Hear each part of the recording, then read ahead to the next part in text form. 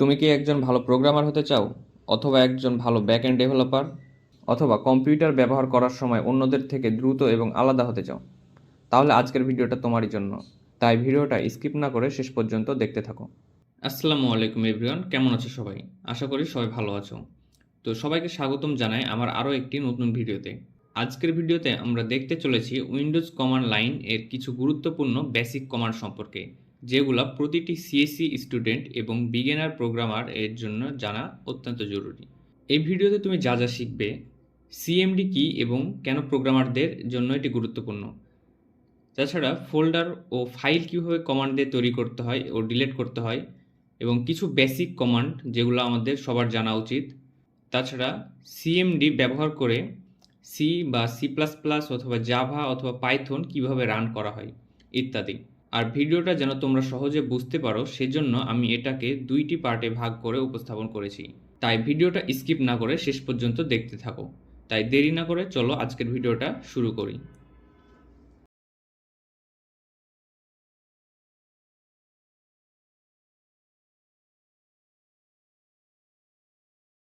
CMD কি এবং কেন প্রোগ্রামারদের জন্য এটি গুরুত্বপূর্ণ? তো সিএমডির পূর্ণরূপ হলো কমান্ড প্রম্পট। এটি হলো উইন্ডোজের একটি text base command line interface, যেখানে কি করা হয়, কোনো মাউস দ্বারা কাজ করা হয় না। আমরা বিভিন্ন ধরনের কমান্ড লিখে সেই কমান্ড দ্বারা কম্পিউটারকে নির্দেশ দিই। অনেকে ভাবে আমরা তো মাউস দিয়ে সব কাজ করতে পারি, তাহলে আমাদের কমান্ড শেখার দরকার কি? কিন্তু একজন রিয়েল প্রোগ্রামার আর একজন নর্মাল কম্পিউটার ইউজারের মধ্যে এখানে পার্থক্য। কমান্ড সবসময় ব্যবহার করার চেয়ে বেশি গুরুত্বপূর্ণ হলো এগুলো কিভাবে ব্যবহার হয় সেটা সম্পর্কে জানা। কারণ প্রোগ্রামিং ওয়ার্ল্ডে তুমি অনেক জায়গায় দেখবে এই কমান্ডগুলো প্রচুর ব্যবহার হচ্ছে। তখন তুমি যদি এই কমান্ড সম্পর্কে ভালোভাবে না জানো, এগুলো কিছুই বুঝতে পারবে না। আর তাছাড়া অনেক সফটওয়্যার ইনস্টলেশন বা ইউজের ক্ষেত্রে আমাদের কমান্ড প্রম্পট জানা লাগে, তাই এগুলো তোমাদেরকে জানতে হবে। তাই সহজভাবে বলতে গেলে সিএমডি হলো অন কাইন্ড অফ কিবোর্ড দিয়ে কম্পিউটারকে কন্ট্রোল করা। এখন প্রশ্ন হচ্ছে, কেন প্রোগ্রামারদের জন্য সিএমডি গুরুত্বপূর্ণ? সবার প্রথমে প্রোগ্রামিং ল্যাঙ্গুয়েজ রান করার জন্য। একজন প্রোগ্রামার হিসেবে তুমি যখন বিভিন্ন প্রোগ্রামিং ল্যাঙ্গুয়েজ শিখবে, তখন কোড লেখার পরে সেটাকে রান করতে হবে। আর এই কাজটা অনেক সময় বিভিন্ন কমান্ড দিয়ে করতে হয়। তুমি বিভিন্ন আইডিইতে নর্মালভাবে কোড রান করতে পারবে বিভিন্ন রান বাটন দিয়ে, কিন্তু একজন ভালো প্রোগ্রামার হিসাবে তোমাকে কমান্ড দিয়েও একটা কোড রান করা জানা থাকাটা অত্যন্ত জরুরি। কারণ অনেক সময় রান বাটন ঠিকভাবে কাজ করে না, তখন সেই ইরোরটা চেক করার জন্যে তুমি বিভিন্ন ধরনের কমান্ড দ্বারা রান করে চেক করতে পারবে। আর একজন প্রোগ্রামারের কমান্ড ব্যবহারের সবচেয়ে বেস্ট জায়গা হচ্ছে গিট এবং গিট হাব ব্যবহার করার সময়। কারণ যখন তুমি বিভিন্ন ধরনের কাজ করবে বা টিম ওয়ার্কে কাজ করবে, তখন অবশ্যই তোমাকে গিট অ্যান্ড গিট হাব ব্যবহার করতে হবে।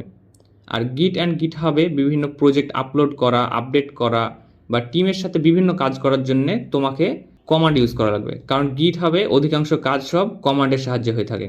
এই সব কিছুতে কমান্ডের প্রচুর ব্যবহার করা হয়। তাছাড়া বিভিন্ন ফোল্ডার, ফাইল অ্যান্ড পাথ বুঝতে ও ব্যবহার করতেও বিভিন্ন কমান্ড ব্যবহার করা হয়। এবং বিভিন্ন ইরোর খোঁজার জন্য কমান্ড সম্পর্কে আইডিয়া থাকাটা অত্যন্ত জরুরি। তাছাড়া যদি তুমি ব্যাকএন্ড ডেভেলপার হতে চাও, তাহলে কমান্ড সম্পর্কে জানা তোমার জন্য অপশনাল না, ম্যান্ডেটরি। অবশ্যই তোমাকে ভালো জানতে হবে, কারণ ব্যাকএন্ড ডেভেলপার মানে server, database, API development, terminal base ইত্যাদি নিয়ে কাজ করা। আর এই সব কিছুর সেন্ট্রাল হলো কমান্ড বা টার্মিনাল। তাছাড়াও কমান্ড এর অনেক ব্যবহার রয়েছে, তাই তোমাদের এগুলো জানা অনেক জরুরি। কমান্ডগুলো দেখার আগে আমি তোমাদেরকে আরও কিছু বিষয় জানিয়ে রাখি, সেটা হলো 1 নম্বর ডাইরেক্টরি। আমি কমান্ডগুলো দেখানোর সময় অনেক জায়গায় ডাইরেক্টরি কথাটা বলবো, তো সেই জন্যে এটার মানেটা কি তোমাদের জেনে রাখা জরুরি। তো ডাইরেক্টরি মানে হলো ফোল্ডার। উইন্ডোজে আমরা যেটাকে ফোল্ডার বলি, কমান্ড প্রম্পটে সেটাকে ডাইরেক্টরি বলা হয়। তাছাড়া তোমরা বিভিন্ন কমান্ডে দেখবে কোনো ওয়ার্ডের পরে, মানে কোনো ফাইলের নামের পরে .tx, .c, .cpp ইত্যাদি কথা লেখা আছে। এগুলো আসলে মানেটা কি?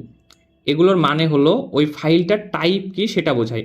অর্থাৎ এটা দেখে তুমি বলতে পারবে যে কোন ফাইলে কি ধরনের ইনফরমেশন আছে। যেমন যদি কোনো ফাইলের পরে .c থাকে, তার মানে এটা একটা সি প্রোগ্রামের ফাইল। তারপর কোনো প্রোগ্রামের পরে যদি .text থাকে, তার মানে সেইটা নর্মাল টেক্সট ফাইল। আর আরেকটা বিষয়, সিএমডি কিন্তু কেস ইনসেনসিটিভ। অর্থাৎ তুমি ক্যাপিটাল বা স্মল লেটার যেভাবে ব্যবহার করো না কেন, কমান্ড প্রম্পট কাজ করবে, কোনো সমস্যা হবে না। কিন্তু ফাইলের নেম সবসময় কেস সেন্সিটিভ, সো এটা লেখার সময়তে বিষয়টা একটু ভালোভাবে খেয়াল রাখবে। তো চলো এবার আমরা কমান্ডগুলো দেখি। তো আমরা আমাদের ল্যাপটপের স্ক্রিনে চলে এসেছি। এখানে সবার প্রথমে আমরা আমাদের এই সার্চ বারে যাব, গিয়ে লিখে সার্চ দিব সিএমডি লেখার পর ইন্টার ক্লিক করব, তাহলে আমাদের কমান্ড প্রম্পট ওপেন হয়ে যাবে। এখন এই কমান্ড প্রম্পটে সবার আগে আমরা যে কমান্ডটা দেখব সেটা হলো dir। এই কমান্ডটার কাজ হলো তোমার কারেন্ট ডাইরেক্টরিতে কোন কোন ফাইল বা ফোল্ডার রয়েছে সব কিছু দেখানো। এখন কারেন্ট ডাইরেক্টরি বলতে কি বোঝাচ্ছে? কারেন্ট ডাইরেক্টরি বলতে বোঝাচ্ছে তোমার এই যে এই অংশে, মানে এই স্ল্যাশের আগ পর্যন্ত যে ফোল্ডারটার নাম আছে, এই ফোল্ডারের মধ্যে যতগুলা ফোল্ডার বা ফাইল রয়েছে ওই সব কিছু দেখাবে। তো আমি এই কমান্ডটা লেখার পর যদি এখন ইন্টার প্রেস করি, দেখো আমার এই ফোল্ডারের মধ্যে যতগুলো ফাইল এবং ফোল্ডার রয়েছে এই ডাইরেক্টরিতে সব কিছু দেখাচ্ছে। এখন যদি আমি এই কমান্ড প্রম্পটের মধ্যে যে সকল লেখাগুলো আছে এগুলো সব ডিলিট করে ফেলতে চাই বা রিমুভ করতে চাই, তাহলে যে কমান্ডটা দিব সেটা হচ্ছে cls। লিখে ইন্টার প্রেস করলে আমার এই কমান্ড প্রম্পটের মধ্যে যে সকল লেখা ছিল সব কিছু ডিলিট হয়ে যাবে। অর্থাৎ cls কমান্ডের কাজ হলো এই কমান্ড প্রম্পটের মধ্যে যে সকল ইনফরমেশন বা লেখা আছে সব কিছু ক্লিয়ার করা বা রিমুভ করে ফেলা। এখন তুমি যদি জানতে চাও তোমার কোন কমান্ডের কি কাজ, তাহলে কিভাবে দেখবে? সবার প্রথমে তোমাকে সেই কমান্ডটার নাম লিখতে হবে, দেন একটা ফরওয়ার্ড স্ল্যাশ, তারপর একটা জিজ্ঞাসা চিহ্ন। তো চলো আমরা দেখি একটু।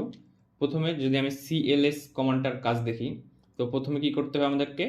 cls কমান্ডের নামটা লিখতে হবে, তারপর একটা ফরওয়ার্ড স্ল্যাশ, দেন একটা কোশ্চেন মার্ক, দেন ইন্টার প্রেস করলে দেখো আমাদের এই কমান্ডটার কাজ কি? ক্লিয়ার দ্য স্ক্রিন, অর্থাৎ স্ক্রিন ক্লিয়ার করে ফেলা, এখানে সেটা দেখাচ্ছে।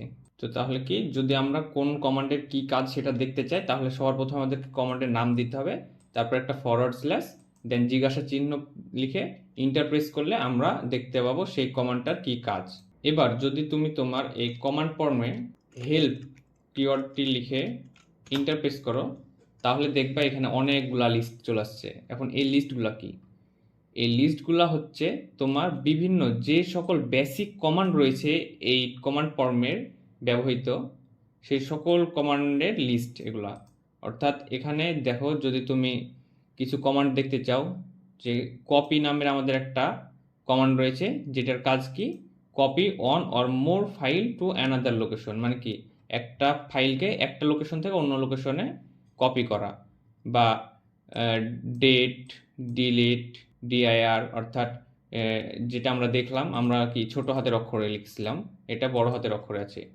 তারপর হচ্ছে ইকো, এগুলানের কাজ পরে নেক্সটে আরও দেখবে। তারপর এক্সিস্ট, এগুলা আরও পরে দেখাবো আমি। তো এখানে যে সকল কমান্ড, বেসিক কমান্ডগুলো আমাদের রয়েছে সবগুলা দেখতে চাইলে এইভাবে তুমি দেখতে পারো। এখন আরেকটা বিষয়, যদি তুমি এই লেখাগুলোর ফন্ট সাইজ বড় করতে চাও, তাহলে তুমি এই অপশানে ক্লিক করে প্রপার্টিজ অপশানে ক্লিক করবে। ক্লিক করার পর এখানে ফন্ট অপশানে গিয়ে তোমার ফন্ট সাইজটা ইচ্ছা মতো বড় করে নেবে। এখন এবার আমরা যে কমান্ডটা দেখব সেটা হচ্ছে সিডি কমান্ড। এই সিডি কমান্ডের পূর্ণরূপ হচ্ছে চেঞ্জ ডাইরেক্টরি, অর্থাৎ একটা ফোল্ডার থেকে অন্য ফোল্ডারে যাওয়া। এখন যদি আমি ডাইরেক্টরি চেঞ্জ করতে চাই, মানে এই যে আমার এখানে যে মেন ডাইরেক্টরিটা আছে এটার পরবর্তী ডাইরেক্টরিতে যেতে চাই, তাহলে কি করতে হবে? আগে আমাকে দেখতে হবে এই ডাইরেক্টরির মধ্যে কোন কোন ফাইল আছে। এখন এই ডাইরেক্টরিগুলো দেখার জন্য আমি কি বলেছি, কোন কমান্ড ইউজ করব? dir। এটা লিখে ক্লিক করলে আমাদের দেখিয়ে দেবে এখানে কি কি ডাইরেক্টরি আছে। এখন যদি আমি এখান থেকে ডকুমেন্ট ডাইরেক্টরিটাতে যেতে চাই, তাহলে কি করব? আমি লিখব cd, দেন একটা স্পেস দিয়ে লিখব doc, দেন ট্যাব লিখলে দেখবা আমাদের এটা চলে আসবে ট্যাবে ক্লিক করলে। দেন ইন্টার যদি প্রেস করি, তাহলে দেখো আমাদের এই পার্টটা এই ডাইরেক্টরি থেকে চেঞ্জ হয়ে এখন এই ডকুমেন্টস ডাইরেক্টরির মধ্যে চলে এসেছে। তো এভাবে আমরা একটা ডাইরেক্টরি থেকে আরেকটা ডাইরেক্টরিতে যেতে পারি। এখন যদি আমরা এই ডাইরেক্টরি থেকে আবার আগের ডাইরেক্টরিতে ফিরে যেতে চাই, তাহলে কি করব? তো তা আগের ডাইরেক্টরিতে ফিরে যাওয়ার জন্য আমাদেরকে করতে হবে cd লিখে একটা স্পেস, দেন দুইটা ডট লিখে ইন্টার প্রেস করলে কি হবে? আমরা আগের ডাইরেক্টরিতে ফেরত চলে যাব।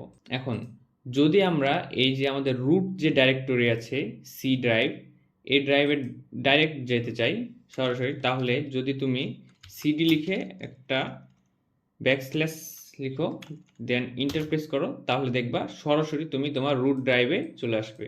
তো এবার তুমি যদি তোমার এই ড্রাইভের পুরা স্ট্রাকচারটা দেখতে চাও, তাহলে তোমাকে কি লিখতে হবে, TRT, এই কমান্ডটা লিখে যদি তুমি ইন্টার প্রেস করো, তাহলে তুমি দেখবা তোমার এই ডাইরেক্টরির মধ্যে যতগুলো ফোল্ডার এবং ফাইল আছে, সেই ফাইলগুলোর যে স্ট্রাকচারটা কোনটার পরে কোনটা আছে, কিভাবে আছে, সব কিছু দেখিয়ে দিবে।